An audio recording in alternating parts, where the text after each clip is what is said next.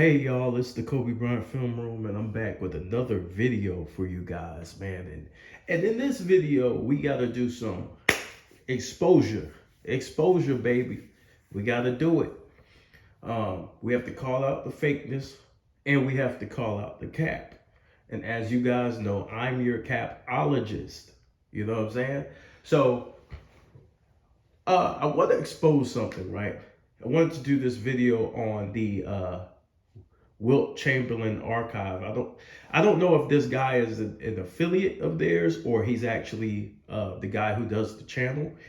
But he's a historian is responding to JJ Redick's insults towards the past legends, specifically in this episode, Dolph Schayes. Right? Dolph Schayes was an absolute legend. A very talented basketball player for his era, right? Matter of fact, not just for his era, of all time, right? But specifically for his era. And JJ, along with other media members, disrespected that man, which is one of the reasons why I brought myself to YouTube to defend the integrity of the game, the history of the game, and put things in its proper order. In defense of history and the past, right?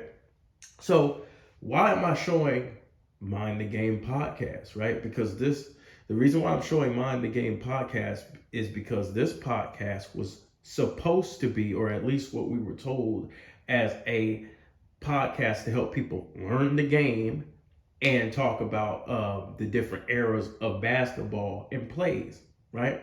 Plays that they run today, right? Which sounds like a great concept, right? It sounds like a really good concept, teaching the young kids the game, which is how I grew up, right? We watched a lot of Michael Jordan films. He's teaching the game, drills by Larry Bird, Red Auerbach.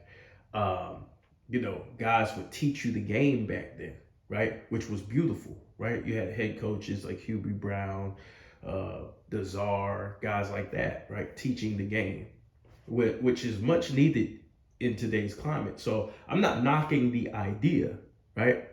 I'm knocking the purpose, right? And you guys who are fans of LeBron and JJ, you guys need to open up your eyes and see what they're actually doing, right? I don't ever hate on people just to hate on people. I come at people when they're feeding me BS, right? And this is full blown bullshit, right? We curse on this channel, so if you don't like cursing or you have kids around, turn off the video and go watch something else, right?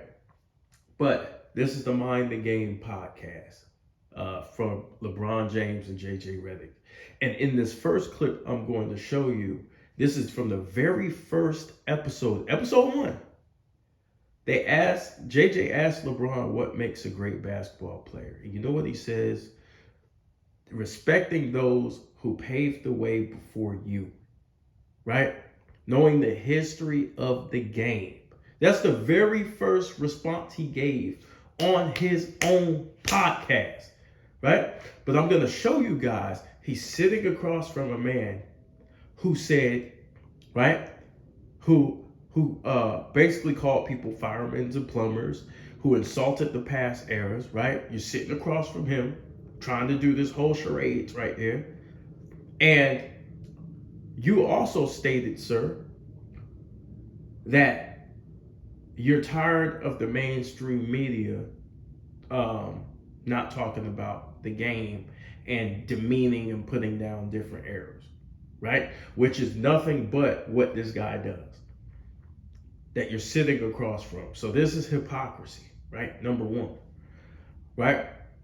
Now, if LeBron or JJ correct what they're doing and just stick to the correct history of the game, teaching all eras, right? Because you can't really praise one and demean another at the same time. No, you have to put everything in its proper context, which is what this historian does, by the way. And he does it masterfully, and he does it respectfully. See, me, I speak a different way than him, right? He's professional. He's got his stuff together. He's a lot credible with the history of the game as far as that era.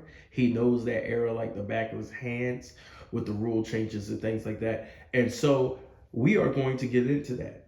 So, but I'm going to show you guys this first clip and then we're going to come back.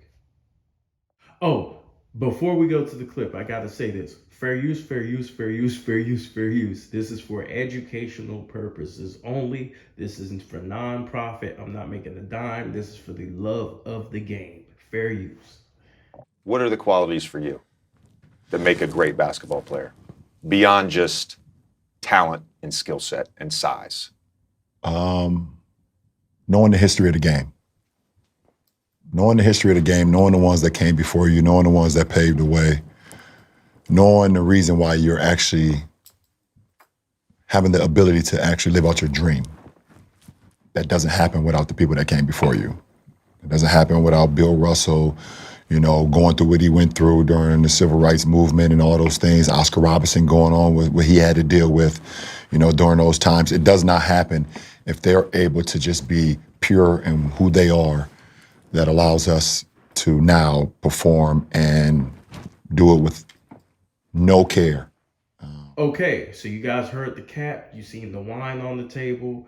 It was full blown off cap, and we're about to expose this, right? So let's take a look at this historian. I'm not sure what his name is, from the Wilt Chamberlain Archive, and we're gonna see how he methodically breaks down the era and the nuances of the game that a lot of casual fans don't understand. And see, a lot of casual fans don't even know they're casual fans. They think they're hardcore fans like us, but they don't know the nuances of the game. They're always hollering field goal percentage, this and that, right? It's analytics, statistics, and all this stuff, right? Let's go, man. Let's go.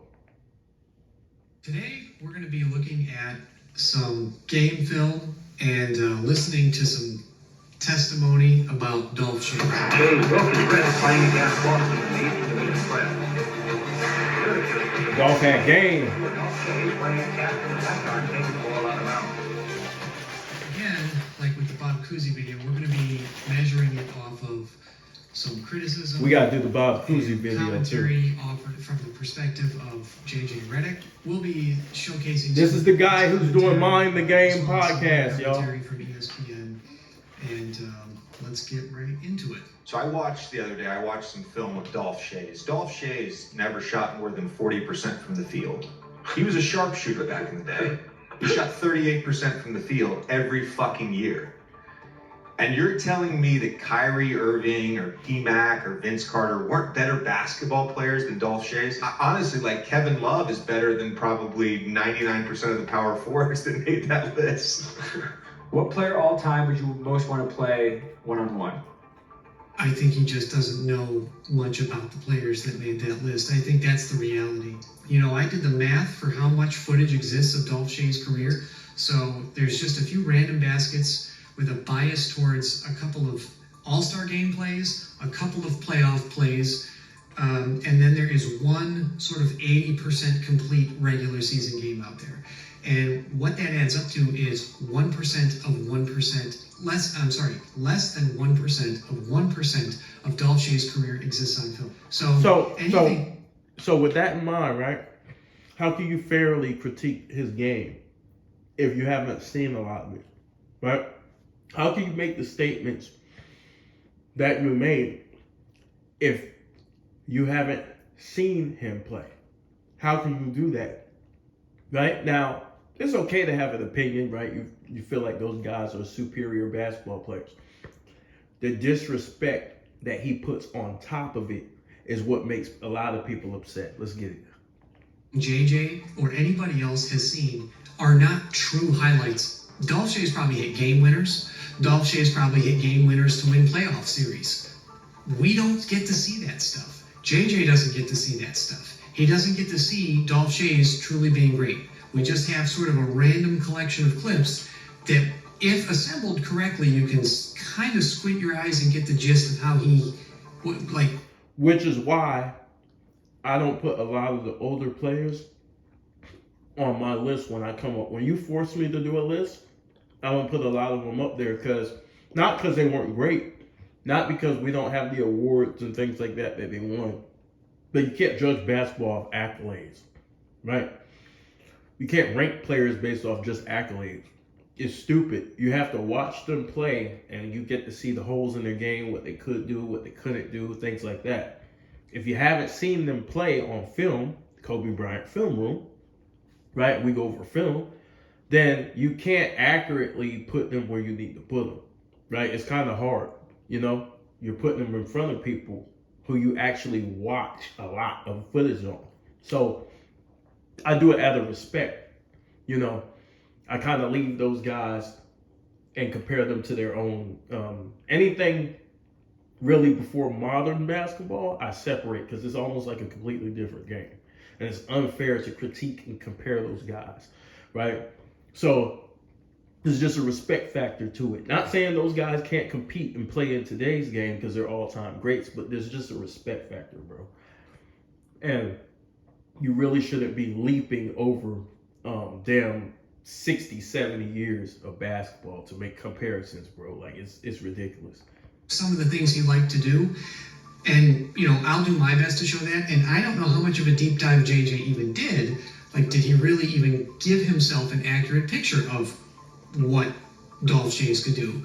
I think if he did, I don't know that he'd be so harsh in judging him. Maybe he still would be, but we'll see. I answer that first. Do you mind if I answer that first?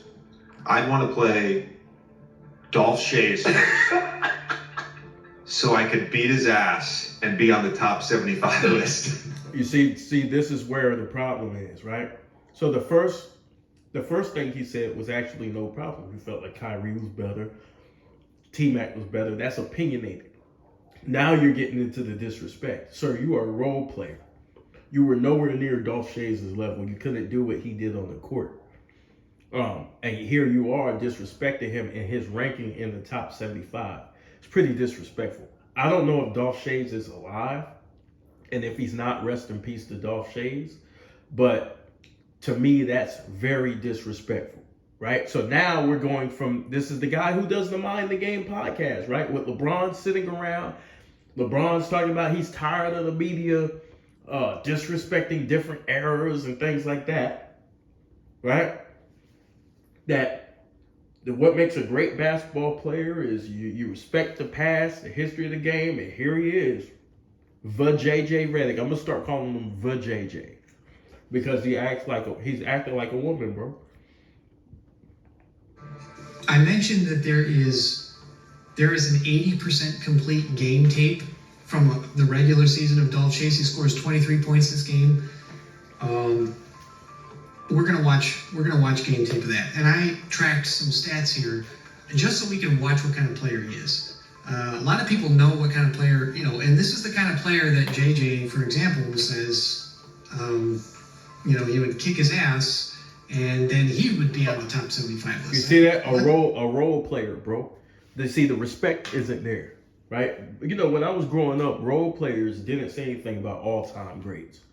Now you got role players coming out and speaking on all-time greats. So this is why the fans have to come out and speak against them. You know, a lot of these older NBA players, or these NBA players in general, are on retirement plans and things like that. They can't say certain things, right? They have a brotherhood. They keep things in-house, right? So they have to sit here and let this clown just say whatever the fuck he wants to say. That's why I appreciate guys like Kwame Brown who keep it real about this type of shit, right? So this is the problem, bro. The problem is the level of disrespect, and he's saying these things in order to make people laugh and things like that at Dolph Schayes' expense. Now Dolph Schayes has a family who's trying to preserve his legacy, right? He might not no longer be here, right? To preserve the legacy of Dolph Schayes, right? Now, all a man has is his legacy, you guys, right? That's the reason why they play the game. They sacrifice time away from their family. So it is very insulting when somebody comes and tries to take somebody's legacy away It's everything they worked hard for. This is the reason why I exist. Kobe Bryant Film Room came to YouTube because they were tearing down Kobe's legacy, and he's not here to defend himself. And so now you have to sit here and watch these fools just tear him down to the point where they minimize every accomplishment and everything he's done. Nope, not going to be able to do it. Not going to let it happen. And see, JJ's attempting to do it here with Dolph Schayes attempting to take it away. Now he's going to pretend like, oh, I'm just trying to be real and all that stuff. No, you're not. But we're going to break this shit down. Let's go. Let's watch how Dolph Schayes played basketball. Oh, and a couple of things about Dolph Schayes first. I do have a little bit of biometric data from him, and that I think he was 6'7.5" without shoes on. He was listed 6'8" for his career, and he was 220 pounds. That is the exact same size as Aaron Gordon when Aaron Gordon was a rookie. I know Aaron Gordon has, packed on muscle mass since then. A lot of muscle mass. But again, this era predates lifting weights. The stigma back then was, or the worry or concern back then was that if you trained your muscles and your strength, you could lose your shooting touch. A couple of players deviated from that and broke the mold for everybody, but Dolph Schayes, to my knowledge, did not lift weights, but he was a big guy. He was 6'8", 220. So 6'7". So this is a basketball conversation, right? He's going through the mindset of that era, right? The times, right? During that time, they did not believe in lifting weights like that because it would mess up their shooting. They thought it would mess up their shooting form. So this is way different than how they perceive the game now. You know what I mean? So this is the reason why these things have to be contextualized for the younger generation, because the younger generation is always going to believe that their generation is better. But you got to be careful not to step on the other guys before you, because when you guys get older, somebody's going to step on your generation. And this is how we keep the game honest and we preserve history with respect to each era. But we're not allowed to do that, right? Now, there's always criticism of different eras, right? It's always criticism. But I think the main criticism old school fans have is that they kind of took the purity out of the game. They took the competitiveness out of the game, which is true because the commissioner said it himself. He's trying to make the game more competitive. We had casual fans complaining about the All-Star game of this year. So it's not just older fans making things up. These are accurate critiques.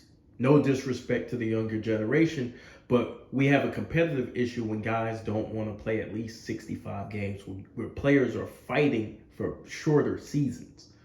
That's when you have a problem. When stars are sitting out, that's compromising the game. Now, as far as the playoffs so far, they've been incredible. I love watching the game today. These guys are very talented. They're shooting from the damn logo, and they're playing pretty decent defense, and not great defense like what I'm used to in the 2000s and the 90s and things like that.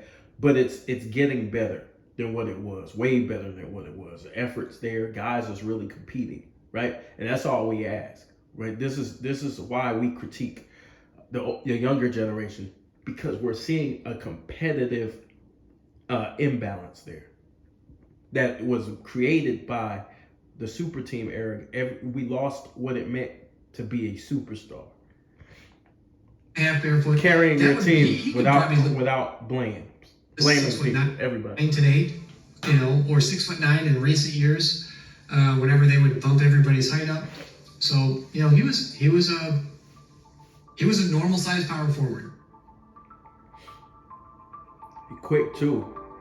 That's a hard shot. Left-handed runner, baseline. That's the type of stuff Jokic was doing. Again, fakes right. Left-handed runner, baseline again. That's the second main field goal. Fading away towards the baseline. Now he's going in right. Throws a foul. Two-handed set shot is his free throw. If you think his two-handed set shot was not a good shot, just know he shot almost 91% for 2 seasons. That man's I think it was 90.4% from the free throw line, shooting two-handed, just like that. Now, okay, so Mind the Game podcast. Can LeBron do that? Can LeBron shoot 91% from the free throw line? No, he shoots around 71% for his career. So we have to respect this. Just because you played in a different era doesn't mean you do things better than the players of the past, right? Both of those seasons, he shot almost 700 free throws for both of those seasons. So it was no fluke. He had superlative shooting touch shooting that way. Actually, Dolph Schayes practiced. Dolph Schayes was a gym rat, which is why you're seeing those two left-handed shots. He's shooting running jump shots or running. Very tough. They're running jumpers with his left hand. The guy was a gym rat. He worked on every shot, and he worked on them equally from both sides. And even his long-range shooting, he's shooting with two hands, which is why he was able to play with a cast. Like right there, modern NBA three-point range. Great outlet.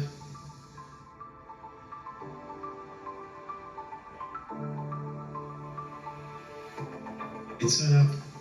Showing some hustle on that play. Great off-ball movement. He's moving all around the court. Yeah, he's moving around without the ball. This shot was whistled a charge from his teammate, but he made a right-hand jumper right there. He gets the put back, puts it back with his left hand off the Left-handed glass. bank shot. Another good setup. He's initiating all his offense from three-point range, by the way. Good pass. Good handoff. Another fake. That's tough. Runner off balance. That's three already. Oh, finishes with his left hand. Okay. Again, draws a charge right there. I know they're sensitive, but he drew a charge.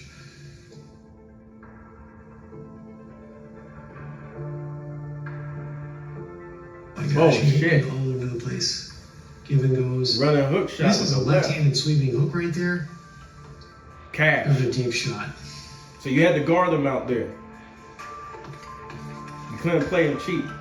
Good pick, solid pick. And back then, it's important to note, like, you really had to set picks. Like, you really had to be still while you couldn't move. The slight little movement, you're getting called for an offensive foul. Going left, draws a charge. Great first step. That was against Johnny Green, one of the quicker players in the NBA. He's taking off, right too. There. That man got some speed to him. Again, this was a jump ball. Good rebound. Great rebound in traffic. He's Another going to great get that rebound in shit, traffic. too. Quick outlet passer. That was a skill that great big men had to have back then. That was a left-handed shot attempt into a free throw. No doubt. Most of the clips are left-handed. In fact, that game that we just watched, he shot 8 for 17. 9 of those attempts, of those 17 attempts, were left-handed, and he made 6 of them. Actually, 3 additional drives that led to free throws were also left-handed.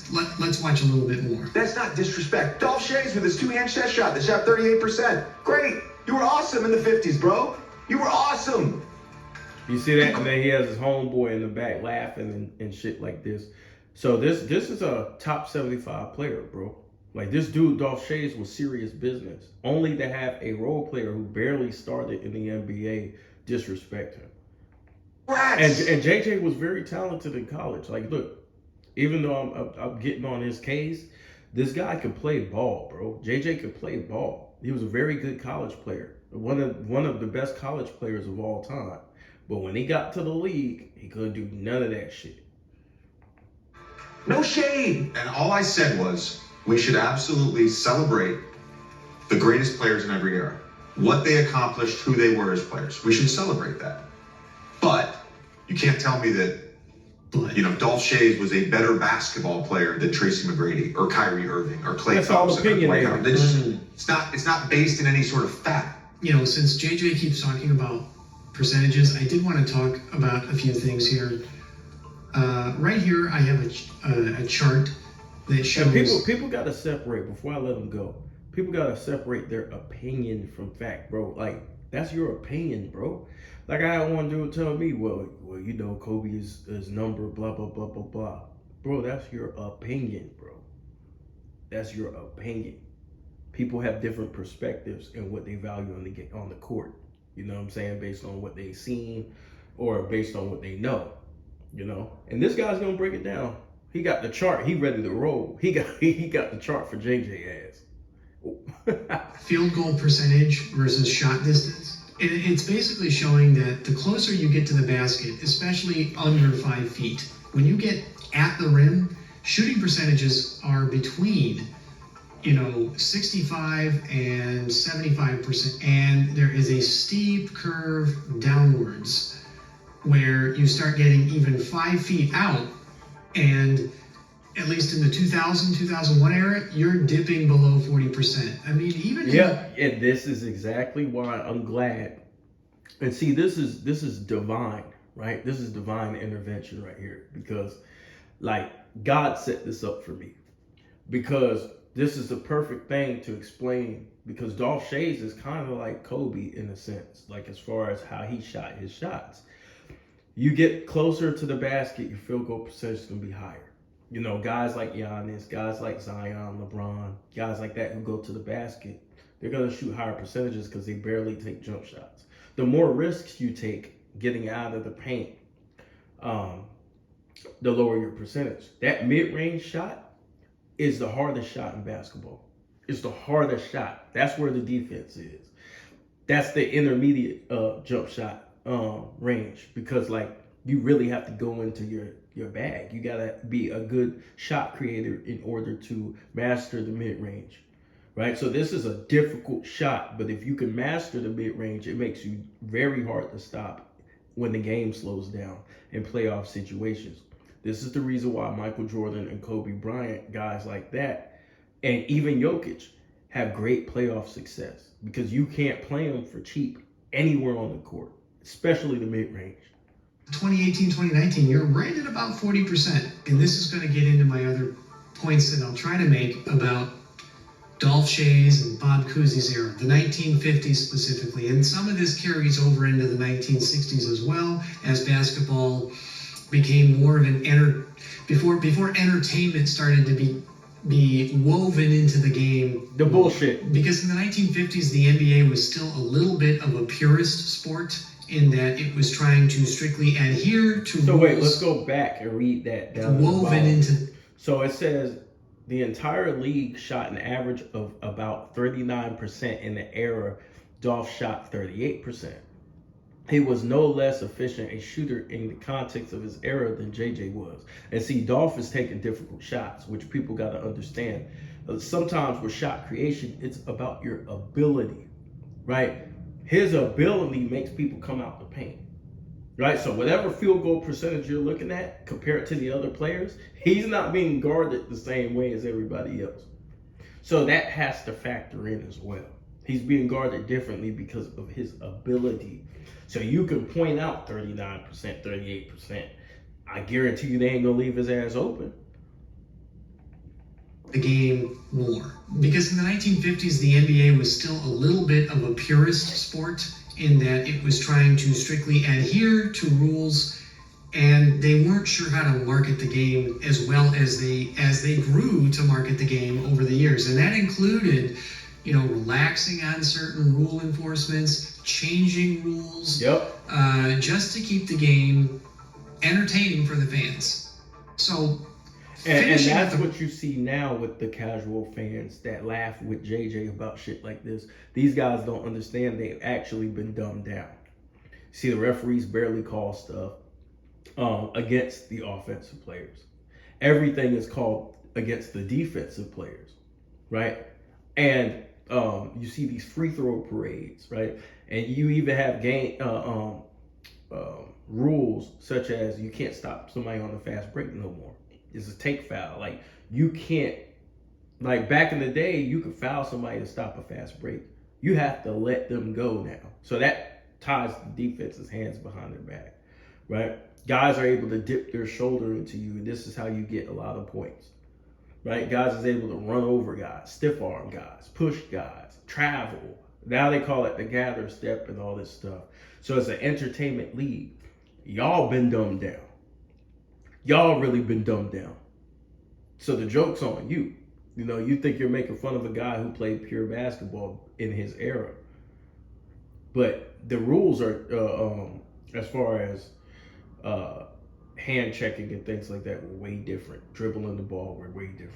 Rim, as you see these high percentage plays here, I suspected in the 1950s not only were rim percentages lower, but the number of times players took shots at the rim was also lower. And this is again due to those rules like offensive fouls being so strict in that era. Getting to the rim was not easy in that era. So you guys hear that? Getting to the rim was not easy in that era, right? Meaning you had to really work on your skill outside and in that mid-range area where it's harder to score. And this is the same type of shit that I say about the 2000s.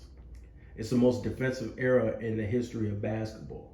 So the fact that Kobe was shooting 46% in that era is amazing, shooting the type of shots he was shooting. People don't understand that. They compare his field goal percentage against other guys in different eras, and they don't understand, bro, Kobe was fucking amazing.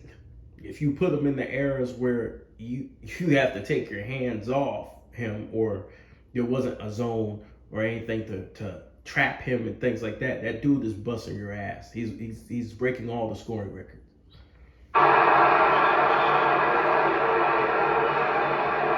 Look at this. This is an offensive foul. Rivers has missed 1 3. And I love the way he shows the difference between the eras, like how they call officiating, right? I love it because it gets to show you the entertainment factor and how they change the game in order to advantage the offensive player to a certain degree. And that's not taken away from the players of today, because it is good, you know, it is more entertaining to see that type of shit not called. We all agree on that, right? But you can't discredit another guy and say, oh, he shot 39%. Well, the reason why he shot that low of a percentage is because look what the type of shit they're calling. You can't get your shit off. It's hard to get your shit off.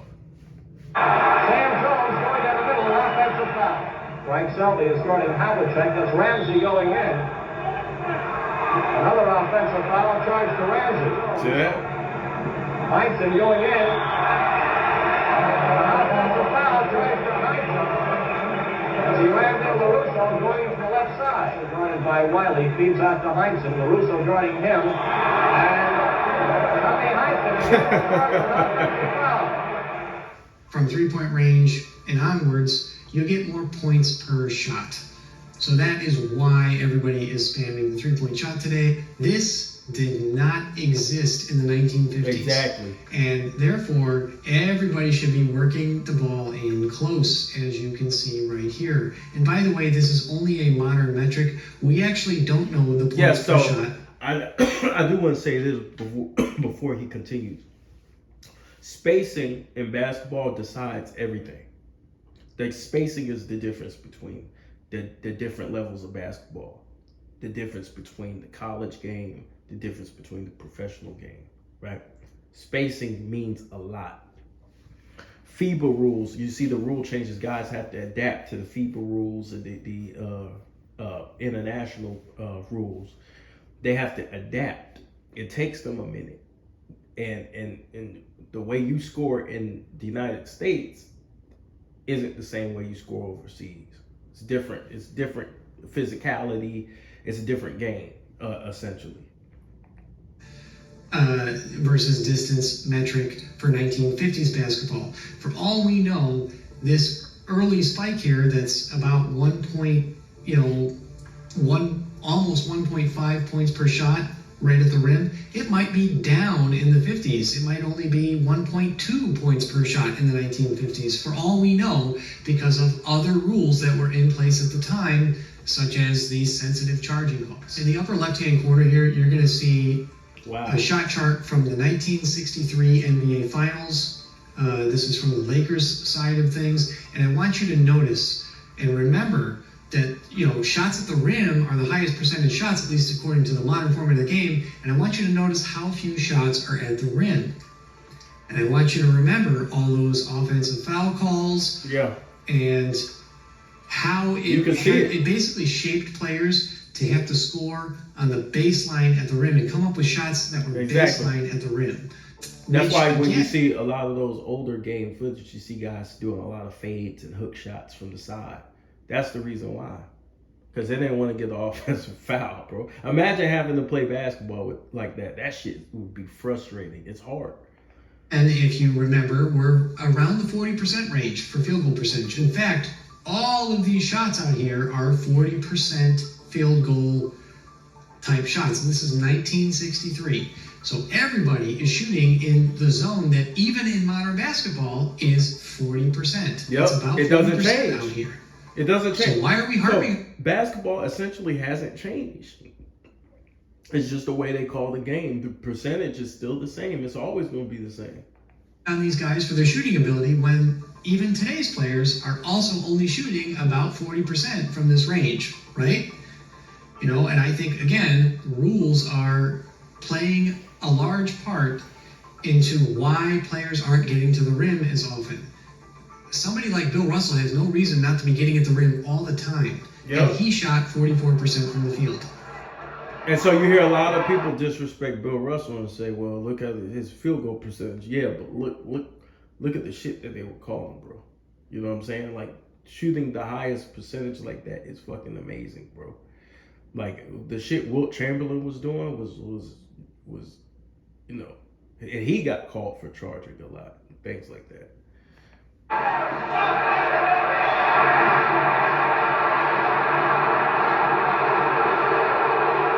They mad as hell in the garden. And look at this. That would be a foul on the defense in today's game. All right, so now let's look at, again, there's almost a complete game. It's like an 80% complete game of Dolph Schayes, and there's a couple of other game fragments that he played in. We're going to look at some of the violations that were committed on the floor from these games, and you know, hopefully you guys will see a lot of these turnovers and violations are, you know, you'd be pulling your hair out if you had to play basketball like this. Extremely I'm difficult. just trying to show how handcuffed these guys were. These are this is from actual Dolph Schayes game tape. Offensive charge. That's an offensive foul because he hit him with his shoulder. And he's off ball at this point. Yeah, you can't move. Charge. You have to sit there and be set. That's another charge. And see, Right the way it was called before is that the offensive player, when you set a screen, you stay stationary. You don't move at all. And the offensive player has to go around the screen, right? So that's how you had to play the game, right? You could not move. So, you know, these screens now where guys don't see it coming and guys are moving in position last minute and stuff like that, those are offensive fouls. Shooter. I didn't quite catch his jersey number there to know who that shooter is. That's a difficult shot. I believe it was one of the forwards on the Syracuse team. Richie Guerin, while on the run, draws a charge because the offhand. This is what I was talking about. Like Blake Griffin did this offhand over guys who were standing still he used to in do the paint. how They were dirty. standing still, but he would dunk it, and there was no way those refs were going to blow that whistle. And Powell was so fucking mad. He was mad as hell. But you see that's the entertainment factor coming into play. Guys is allowed to do that type of shit. In this era, you could be on the run, and the defensive player's on the run. The defensive player is basically impeding your progress, and it's a turnover on you, and the ball goes the other way. That's a charge on you. Look at Powell. Powell got this That's traveling. Let's take a look. Catches. 1, 2. So 1, 2, Damn. pump fake, and then he goes up and he's planted on 2 feet. So it's 1, 2, 3. And by the way, that was one of the criticisms that Wilt Chamberlain had on Shaq. With Shaq, he felt like Shaq knocked guys on the floor, and they would call a foul on the guy on the floor. He would definitely have gotten that third step or that third hop after the after the pump fake today. No way would that get called. And he'd be called for the foul as the guy's reaching across his shoulder. He would get rewarded. Now guys flop. Good pass. Okay, this play is just showing excessive contact by the defensive player into the back of the offensive player, and it is just whistled as out of bounds. Yeah. Too much for Looney. Goes for the steal and finish and the foul. You don't want to add that. Richie Guerin's arm literally bounces off. Man, he hit him right in the face. Head as he's in his shooting motion. That would be free throws today. It's just out of bounds back then. And a missed field goal. So again, we're talking about field goal percentages here, right? That's a missed field goal. Context. You hear that, all you younger fans out there? This is the context, and this is the reason why a lot of older fans get pissed off, because you're like, well, players today are better. No, the rules make them look like they're better. The rules put them in an advantageous position where they're able to put up these huge numbers because the NBA is marketing these guys based on their statistics, based on analytics. That's entertainment. That's an incredible shot, by the way. Okay, that was whistled as charging. I believe they think he backed into Johnny Red Kerr there. Was it Johnny Red Kerr? No, that's something else. That's a forward. Red Kerr standing on the other side. So they just whistled that as an offensive foul. That's crazy. Because he jumped into the defender. So definitely no jumping into your defenders to bait them back then. Especially in the paint. I've seen Kobe do that. Again, all these high percentage shots where they're getting in the paint, these are whistled as charges back then. No, this shot particularly won't count as a field goal that he missed, but how many times is he going to be like, okay, I can't get in there and take those shots, let me settle for something that's really 40% shots or less. Exactly, because that affects everything about basketball, bro. Like because I was taught when I played, when your shot ain't going, go to the rim, gain your confidence, and work your way out. Bro, you can't get to the rim. You're just going to be shooting bricks all day. Out, in that mid-range. And there's no strong incentive to shoot from deep. So, here's another one. Man. And I think he gets the ball. Oh, yeah, he does by 22. He gets the ball poked out of his hands. Oh. Ooh. He gets fouled here.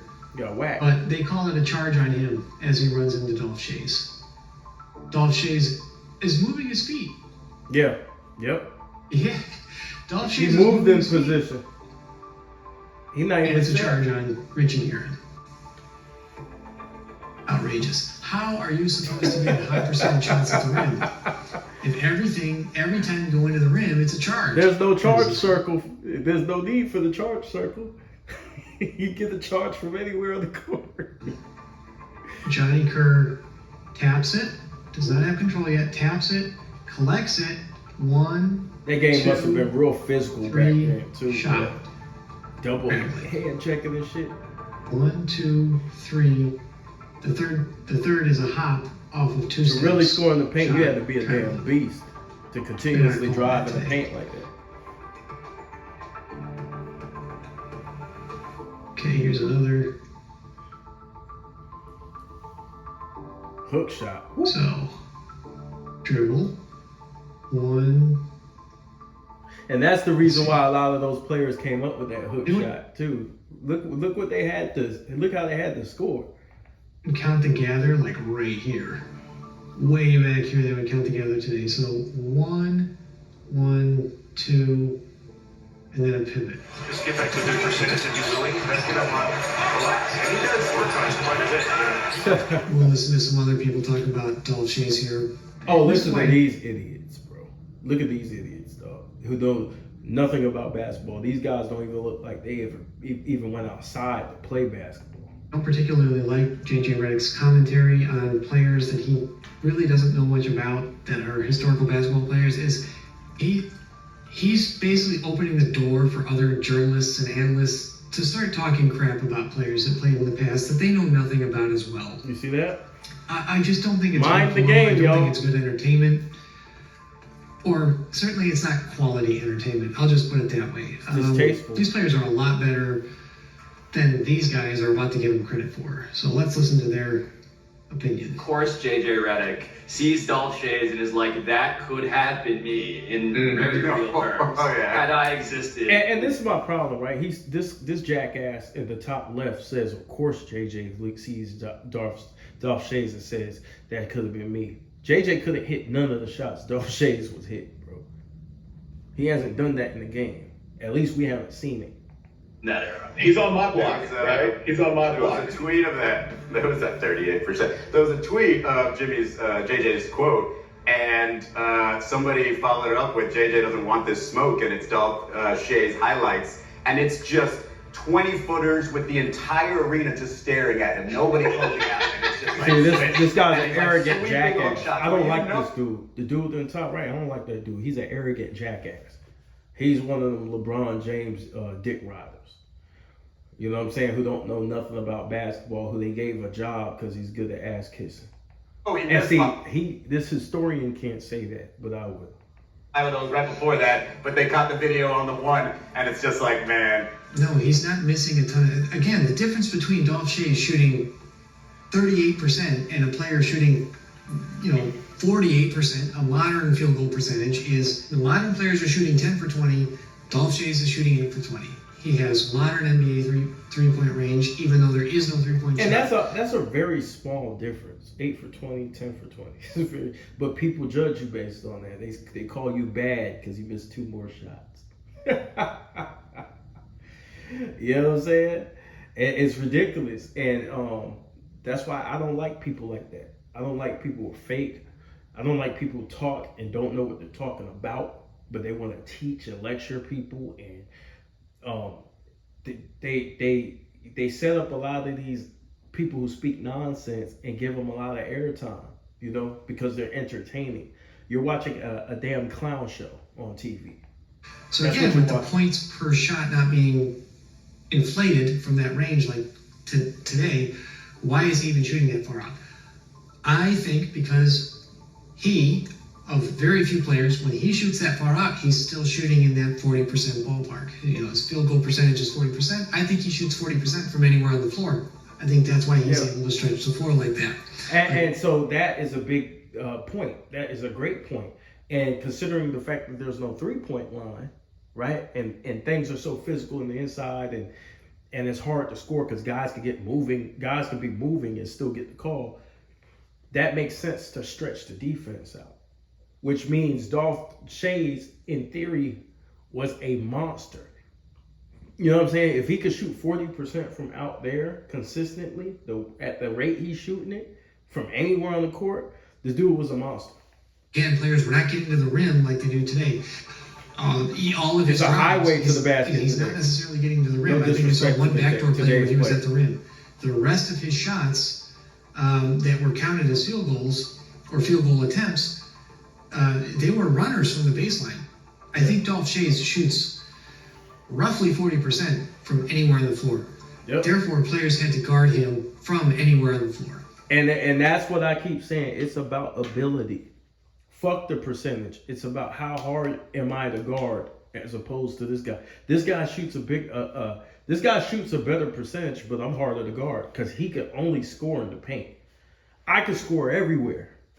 I can even hit the difficult shots. He can't. That's the difference, guys.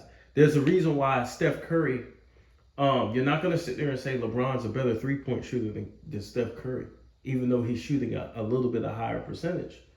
Why? Because, or Klay Thompson for that matter. Why? Because you see these guys' ability. Their ability warrants the respect. That's why he was considered a sharpshooter in his time. Is you had to guard him way out, even though he's a power forward.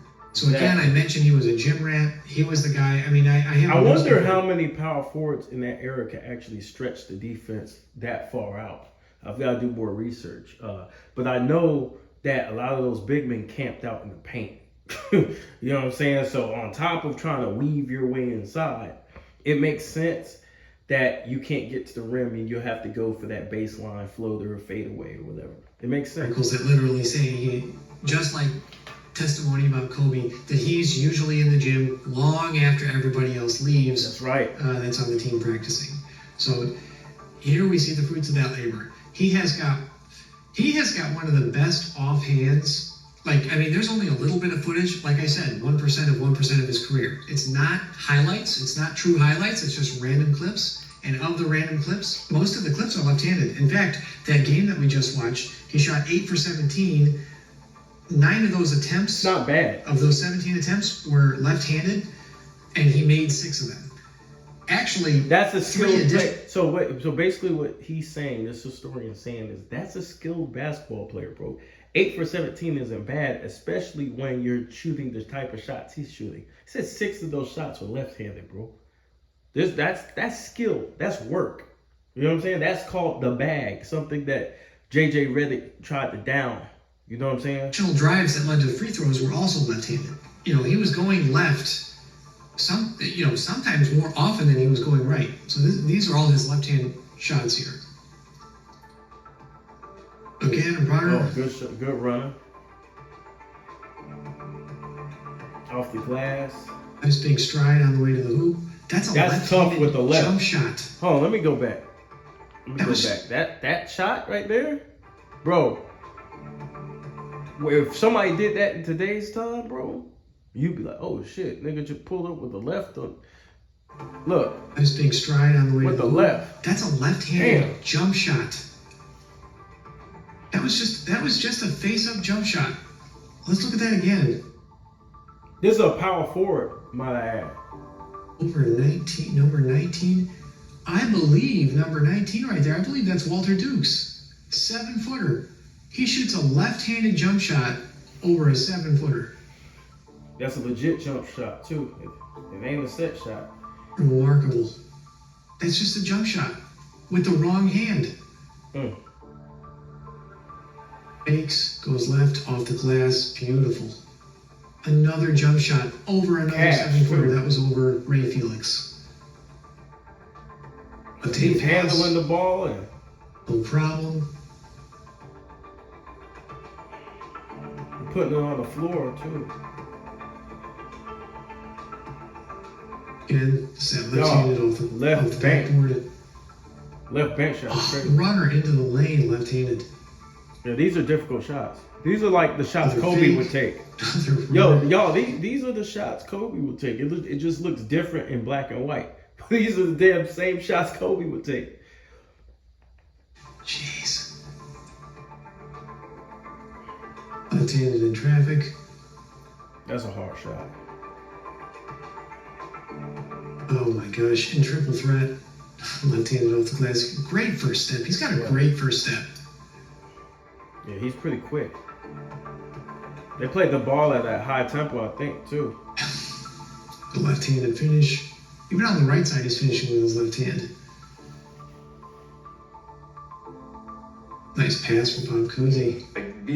Those old school days are just so frustrating to watch. All these guys did, all they did was be the best in their Well, the reason why it's frustrating to watch for this guy is, one, because he's not a fan of the game. And then number 2 is that, yeah, it's different form of entertainment, bro.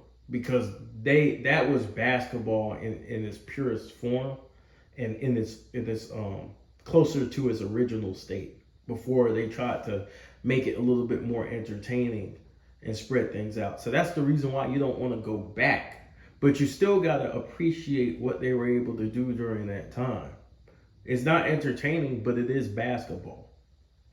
And see, these guys haven't seen real basketball in a while. That's why they're like, oh, well, what is that shit?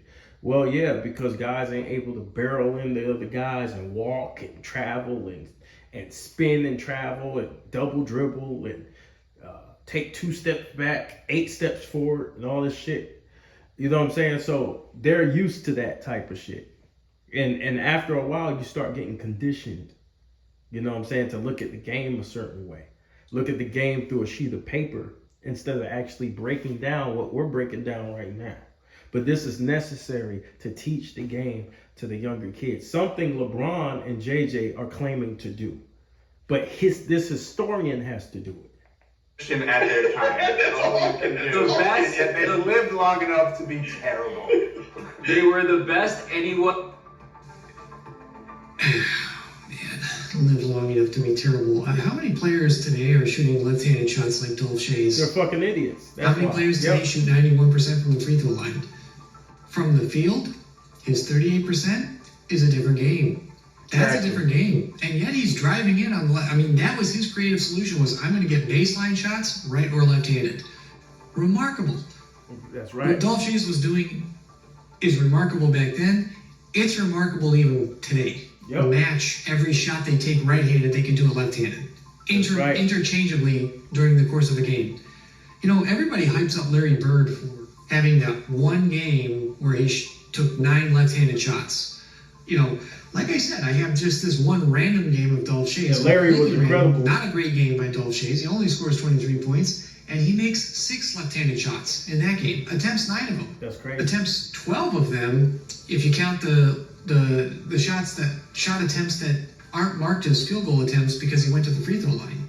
That's right. But there are caveats that are important in the historical record, because I've just Wikipedia'd Dolph Schayes to respect his legacy. And This there is one. motherfucker said he Wikipedia Dolph Schayes to respect his legacy. Bro, do you understand Wikipedia can have, anybody could upload anything to Wikipedia and it doesn't give you, Wikipedia is not entirely accurate. Like, this dude's a goddamn fool. And he said that openly. Sentence I want to read for you guys. Quote, this is about his NBA career. Early in Shay's career, he broke his right arm and played almost an entire season in a cast. So they praise guys for not playing. Donovan Mitchell. They play guys for not, they respect all these guys for not playing when they can, right? Sitting out games and shit like that. But they will destroy an NBA legend for playing with a cast. Okay. Make it make sense. Am I taking crazy pills here? Not that long ago, players Man. like Kobe would play through injuries. That's right. And Legend shit. Legendary shit. it's a respectable trait. And the fact that Dolph Schayes shoots his outside shots like this, that enabled him to play in a cast on either hand because he could shoot with his fingertips with both hands. And then the fact that he was so proficient with his offhand, I mean, remarkably proficient.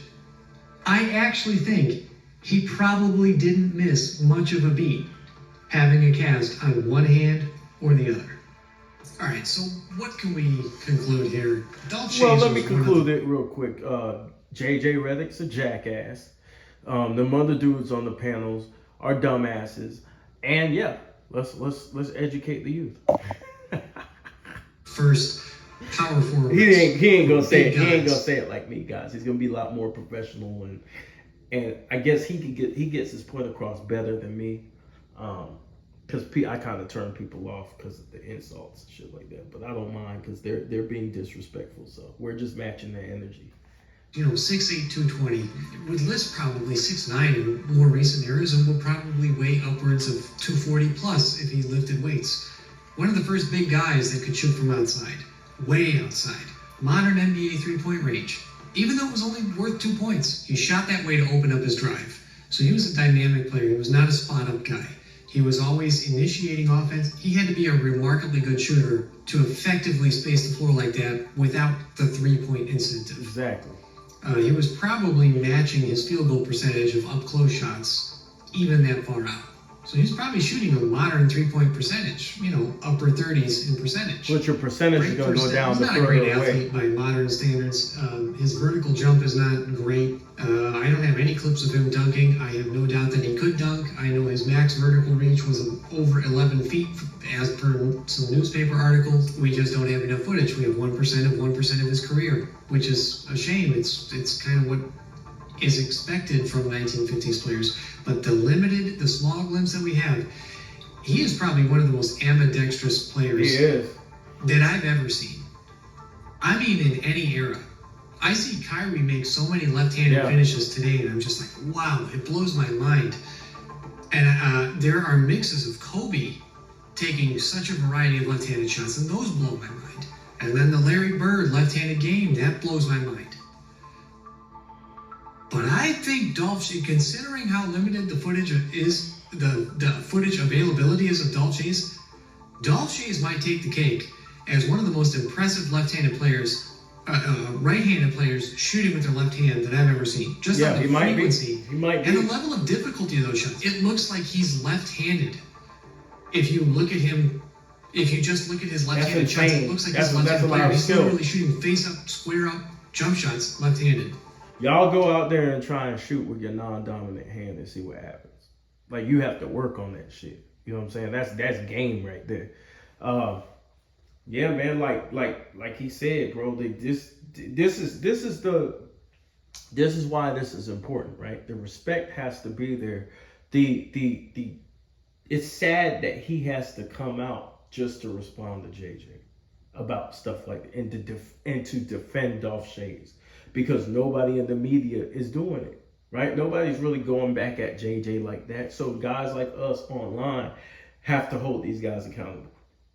And trust me, I didn't want to. I just wanted to chill and watch the game and enjoy basketball. I was enjoying watching LeBron, AD, and those guys. I was rooting for them to win on my team, on my Lakers. I'm a Laker fan. But the propaganda and the disrespect got to an absurd level that I had to come to YouTube and try to break down footage, just like this guy. I'm pretty sure this guy was doing other shit and was like, wait. He heard what JJ said. He was like, whoa, what? So, do I think a player like JJ is going to be able to time travel and take his place on the top 75 list? Let's even imagine he does understand the rules and he adjusts. Does he take Dolph Schayes' spot? Hell no. I'll let you guys decide. Okay, the answer is hell fucking no. And Doc Rivers said he barely started. He had to take him out the game in the playoffs, right? So here's a guy who barely started in his career. Started for the Clippers for a little bit, but couldn't even play in the playoffs. You think you're gonna top Dolph Schayes, who could shoot just as well as you, and can shoot left-handed shots, fadeaways, and hook shots? No, hell no. Beat his ass and be on the top 75 list. Dolph Schayes never shot more than 40% from the field. That's sad. He was a sharpshooter back in the day. He shot 38% from the field every fucking year. That's not disrespect. And so you guys, you younger guys out there are probably thinking that the same thing JJ's thinking. Hey, that's not disrespectful. Bro, if you're taking away from somebody who worked hard, that's disrespectful, bro. Especially when you're not using context and you're minimizing. You're going out of your way to minimize and pick on this particular person's era. That is disrespectful. It is hella disrespectful. It's probably the equivalent of spitting on their grave. You know what I'm saying? Like, you might as well go to the grave site and spit on it. And so this is the issue, right? And so it's just like in JJ's time, right? Let's say JJ wasn't a great 3-point shooter. It's like, bro, like, now you're lying, or you know what I'm saying? Like, bro, you have a problem if somebody took away from you and what you've done, right? So, I'm not gonna play the rest. You guys get the gist of it. This is the Kobe Bryant Film Room. I wanted to educate younger fans and even people who love this channel, because we are a basketball channel. Even though we celebrate Kobe Bryant, we love the game of basketball and we celebrate other legends, right? There's more to basketball than the guys we like. There's more to basketball than Michael Jordan. There's more to basketball than Kobe Bryant, right? And here we are looking at a man who probably was one of the most skilled basketball players to ever live, who people barely talk about. And so now it's good to bring Dolph Schayes up, guys like him who played fantastic in their era and now are getting minimized. You know, now they're starting to do it to guys like AI. They're starting to do it to guys like Kobe, where it was way harder to score back then than it is now. But what do they say? Oh, he was inefficient. Stupid motherfuckers. But anyways, this is the Kobe Bryant Film Room. I appreciate you good folks watching. If you haven't, subscribe to the channel, Kobe Bryant Film Room. Hit the like button. Hit that notification button so you can get every time when my content drops. Yeah, I appreciate you guys for watching me. Subscribe to the bench crew as well. Big Dog Talk Sports. Who is Hendo? You know, you guys have a great day out there, man. And I'll holler at y'all later. Peace.